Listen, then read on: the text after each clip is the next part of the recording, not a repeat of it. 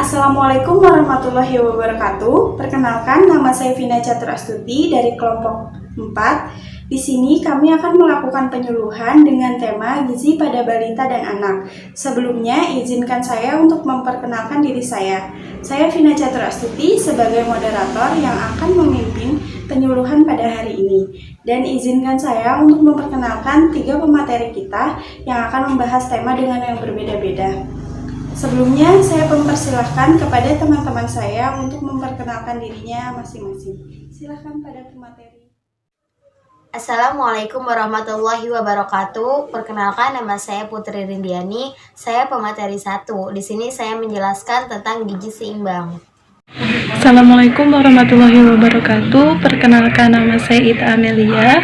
Saya di sini pemateri kedua yang akan menjelaskan tentang peran makanan bagi balita dan juga kebutuhan gizi bagi balita. Assalamualaikum warahmatullahi wabarakatuh. Perkenalkan, nama saya Nurul Maulida. Saya dari pemateri 3 dengan materi fungsi gangguan gizi dan upaya mengatasi anak sulit makan. Terima kasih untuk para pemateri. Sebelum memasuki acara, marilah kita membaca basmalah bersama-sama. Bismillahirrahmanirrahim. Dengan begitu, marilah kita mulai penyuluhan ini dengan mempersilahkan materi yang pertama, yaitu Kak Putri. Silakan Kak Putri. Assalamualaikum warahmatullahi wabarakatuh. Baik, saya di sini ingin menjelaskan sedikit materi tentang gizi seimbang pada anak. Apa itu gizi seimbang? Apa gizi seimbang itu 4 sehat 5 sempurna? Bukan ya. Jadi, pada tahun 1990, 4 sehat 5 sempurna telah digantikan menjadi pedoman gizi seimbang. Lalu bagaimana pedoman gizi seimbang itu? Hal pertama ialah mengkonsumsi berbagai makanan dengan jumlah yang sesuai dengan kebutuhan tubuh. Di antaranya makanan yang mengandung zat tenaga, yaitu sumber karbohidrat yang terdapat pada makanan pokok. Yang kedua yaitu ada zat pengatur, yaitu vitamin dan mineral yang terdapat pada sayur-sayuran dan buah-buahan.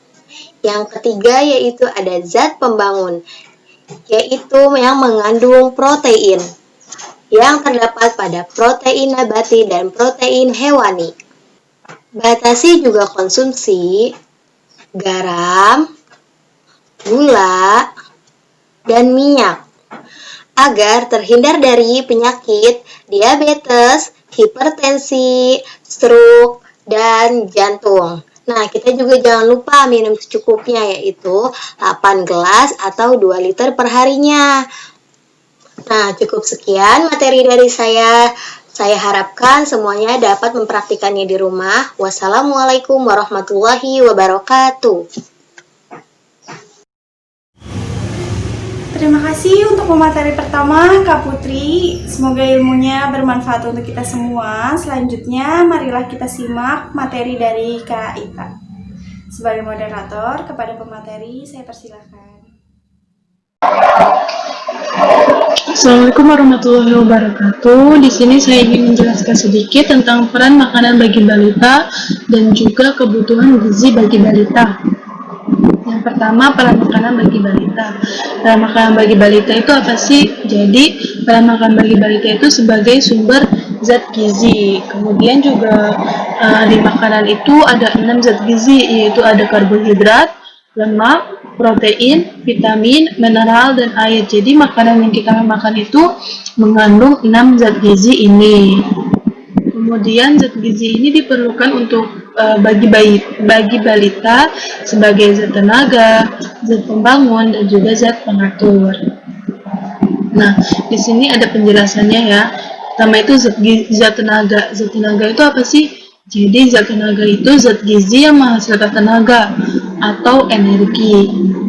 Yang berperan sebagai zat tenaga itu apa aja sih? Jadi yang berperan sebagai zat tenaga itu ada karbohidrat, lemak, dan juga protein. Nah, Nah, bagi bayi, zat tenaga itu digunakan untuk melakukan aktivitas serta pertumbuhan dan perkembangannya.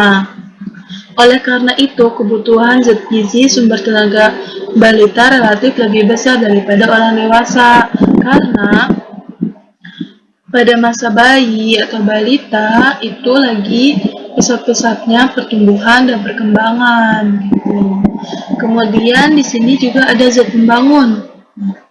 Zat yang berperan sebagai zat pembangun itu ada protein. Protein itu selain fungsinya sebagai pembangun pertumbuhan fisik dan perkembangan organ-organ tubuh balita, protein juga berfungsi sebagai mengganti jaringan yang rusak. Gitu. Jadi jaringan-jaringan yang rusak itu diganti oleh protein.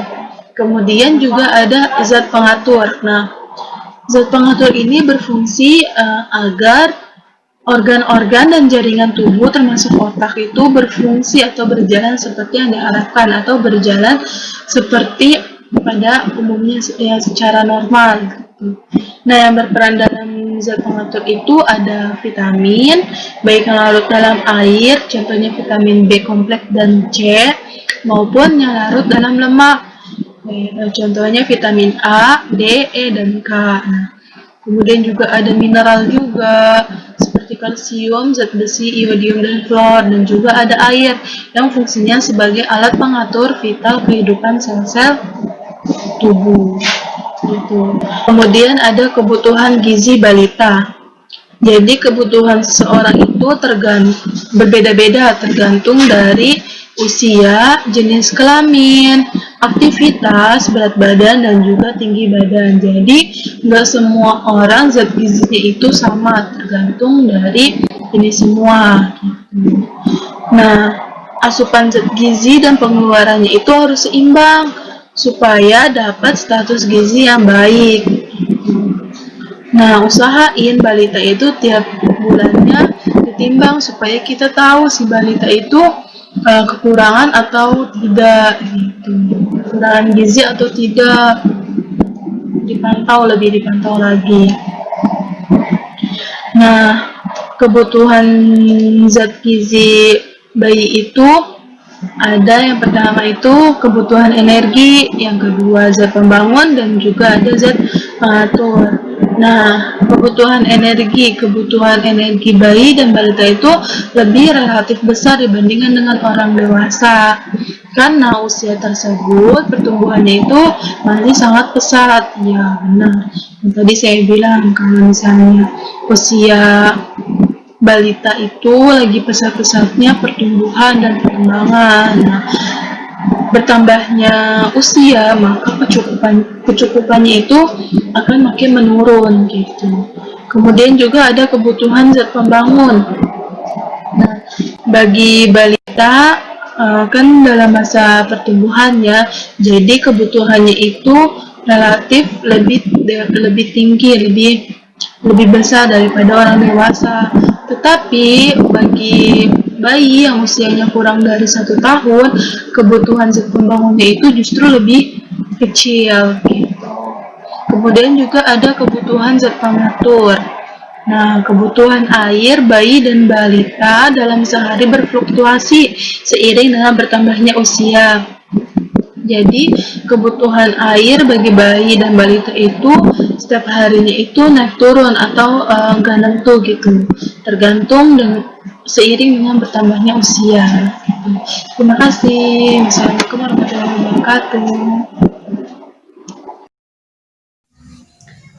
Terima kasih atas ilmu yang sudah disampaikan kepada Kak Ita, saya ucapkan, dan untuk Kak Nurul sebagai pemateri terakhir, sebagai moderator, kami persilahkan. Assalamualaikum warahmatullahi wabarakatuh. Di sini saya akan menjelaskan sedikit materi tentang beberapa hal yang mendorong gangguan gizi dan apa saja upaya untuk mengatasi gizi anak yang untuk anak-anak sulit makan. Baik, kita lanjutkan materinya, gizi pada anaknya. Di sini saya akan membahas tentang apa saja faktor-faktor terjadinya gangguan gizi Dia ada 11 poin. Yang pertama, ketidaktahuan akan hubungan makanan dan kesehatan. Poin kedua, prasangka buruk terhadap bahan makanan tertentu. Poin ketiganya, adanya kebiasaan atau pantangan yang merugikan. Poin keempatnya, kepercayaan orang akan sesuatu makanan. Poin kelimanya, kesukaan yang berlebihan terhadap jenis makanan. Poin keenamnya, itu ada jarak kelahiran yang terlalu rapat. Poin ketujuhnya, anak di bawah usia 2 tahun memerlukan perawatan ibunya. Poin ke-8, makanan dipersiapkan secara baik untuk pengganti ASI. Poin ke-9, sosial ekonomi penghasilan keluarga menentukan mutu makanan yang disajikan. Poin ke-10-nya, penyakit infeksi dapat menyebabkan anak merasa lapar dan tidak mau makan. Dan poin yang terakhir, penyakit-penyakit umum yang memperburuk keadaan gizi. Di sini saya akan menjelaskan poin-poin yang tadi saya telah sebutkan. Ini poin pertama, ketidaktahuan akan hubungan makanan dan kesehatan. Itu menurut ada Dr. Andes Sugeng Santoso, MPD, 1999. Karena kurang pengetahuan dan keterampilan di bidang memasak menurunkan konsumsi anak, keragaman bahan dan keragaman jenis masakan yang mempengaruhi kejiwaan, misalnya seperti kebosanan, kejenuhan. Dan poin yang kedua ini ada prasangka buruk terhadap bahan makanan tertentu. Penjelasannya, akibat prasangka yang tidak baik terhadap bahan makanan itu, penggunaan bahan makanan itu dianggap dapat menurunkan harkat keluarga. Jenis sayurannya itu seperti genjer, daun turi, bahkan daun ubi kayu yang kaya akan zat besi, vitamin A, dan protein di beberapa daerah masih dianggap sebagai makanan yang dapat menurunkan harkat keluarga. Lanjut poin selanjutnya, adanya kebiasaan atau pantangan yang merugikan. Larangan terhadap anak untuk makan telur, ikan, ataupun daging hanya berdasarkan kebiasaan yang tidak ada datanya dan hanya diwarisi secara dogmatis turun-temurun. Padahal anak itu sendiri sangat memerlukan bahan makanan seperti itu guna keperluan pertumbuhan tubuhnya. Dan poin selanjutnya, kepercayaan orang akan sesuatu makanan. Beberapa orang tua beranggap ikan, telur, ayam, dan jenis makanan protein lainnya pengaruh buruk untuk anak kecil. Malah jadi terkena diare, tidak diberi makanan jadinya. Itu akan memperburuk gizi anak menurut Dr. Andes Harsono 1999.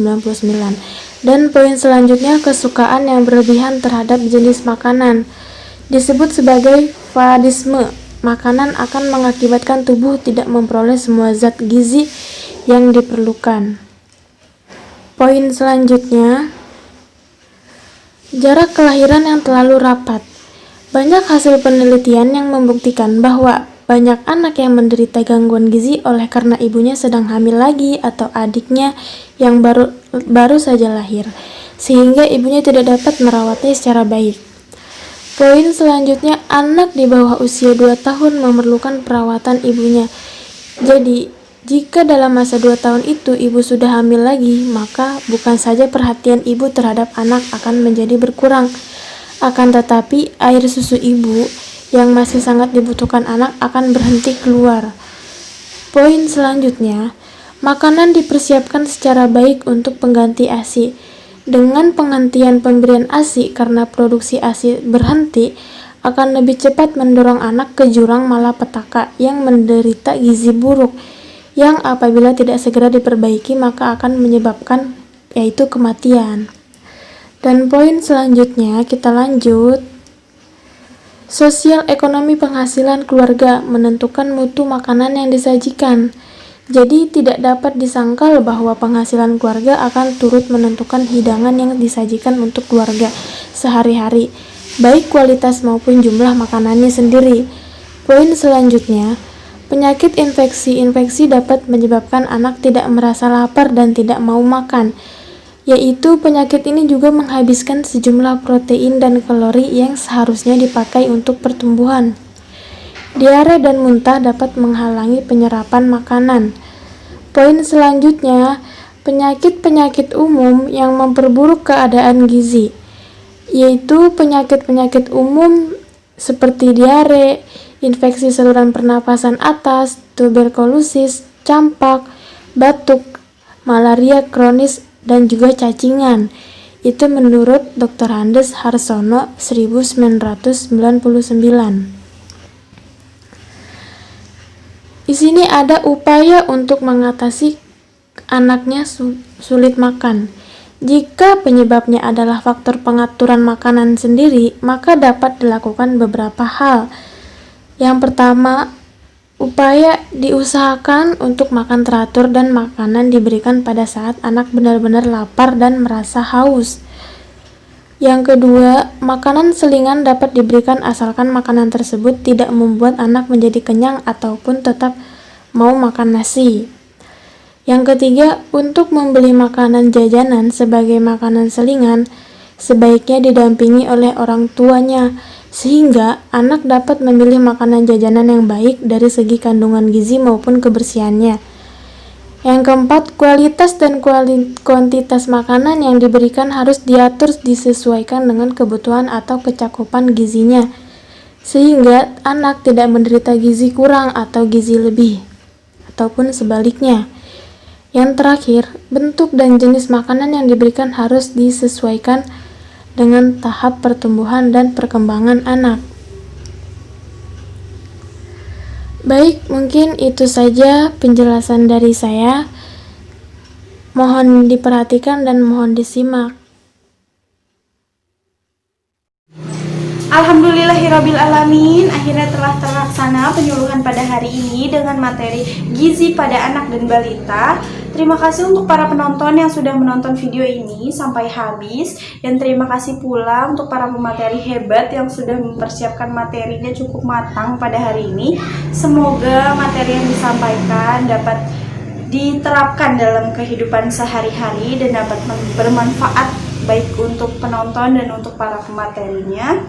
Saya sebagai moderator ingin pamit mengundurkan diri karena acara telah selesai.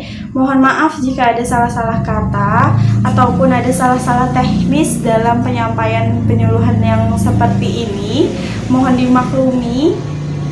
Dan untuk para semuanya, semoga video ini dapat membantu dan menambah wawasan kalian. Kurang lebihnya mohon maaf. Saya sebagai perwakilan dari kelompok 4 mengucapkan terima kasih. Wassalamualaikum warahmatullahi wabarakatuh.